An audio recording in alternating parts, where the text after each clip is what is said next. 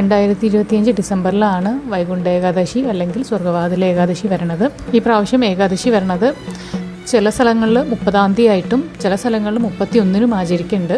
നമ്മൾ ഗുരുവായൂർ കലണ്ടർ പ്രകാരം എടുക്കുകയാണെങ്കിൽ 31-ാം തീയതിയാണ് നമ്മൾ ഏകാദശി നോൽക്കേണ്ടത്. നിങ്ങളിപ്പോൾ ഏതെടുക്കുകയാണെങ്കിലും അതിനനുസരിച്ച് ഞാൻ പാരണ ടൈം ഇവിടെ പറയാം.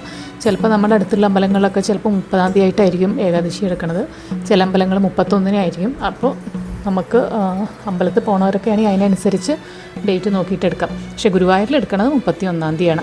31-ാം തീയതിയാണ് നമ്മളിപ്പോൾ ഏകാദശി എടുക്കണേ. തലേന്ന് ഒരിക്കലെടുത്തിട്ട് ഏകാദശി വ്രതം ആരംഭിക്കാം. പിന്നെ ഏകാദശിയുടെ അന്ന് ഉപവാസമോ അല്ലെങ്കിൽ പാലും പഴവും കഴിച്ചിട്ടോ അവരവരുടെ ആരോഗ്യസ്ഥിതി അനുസരിച്ച് ഏകാദശി എടുക്കാവുന്നതാണ്. എല്ലാവരും കഴിയുന്നത്ര അമ്പലങ്ങളിൽ പോകാൻ നോക്കുക. കാരണം സ്വർഗ്ഗവാതിൽ ഏകാദശിയാണ്. പറ്റുന്നതും വിഷ്ണു ക്ഷേത്ര ദർശനം നടത്തി അത്രയും നല്ലതാണ്. ദാനധർമ്മങ്ങൾ ചെയ്യുക. പിന്നെ വിഷ്ണു ക്ഷേത്രത്തിൽ പോയി കഴിഞ്ഞാൽ നമ്മൾ ഭഗവാന് തൃക്കൈവെണ്ണയോ അല്ലെങ്കിൽ തുളസിമാല ചേർത്തി അങ്ങനെ കഴിയുന്നത് പോലെ വഴിപാടുകൾ സമർപ്പിക്കുക.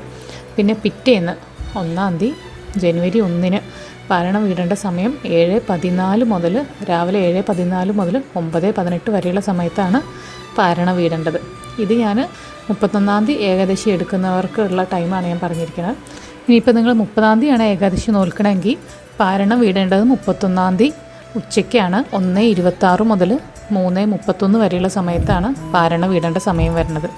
അപ്പോൾ നിങ്ങൾക്ക് ഏതാണ് എടുക്കാൻ സാധിക്കുക വെച്ചാൽ അതുപോലെ അമ്പലത്തിൽ പോണവരാണെങ്കിൽ അതിനൊക്കെ അനുസരിച്ച് നോക്കിയിട്ട് 30-ാം തീയതി 31-ാം തീയതി ഏകാദശി എടുക്കാം.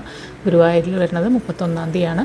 പിന്നെ കഴിയണതും എല്ലാവരും ഏകാദശി എടുക്കാൻ നോക്കുക. സ്വർഗ്ഗവാതിൽ ഏകാദശിയാണ്, അത്രയ്ക്കും പ്രാധാന്യമുള്ള വൈകുണ്ഠ ഏകാദശിയാണ്. അതുകൊണ്ട് എല്ലാവർക്കും ഏകാദശി എടുക്കാൻ പറ്റട്ടെ എന്ന് പ്രാർത്ഥിക്കുന്നു.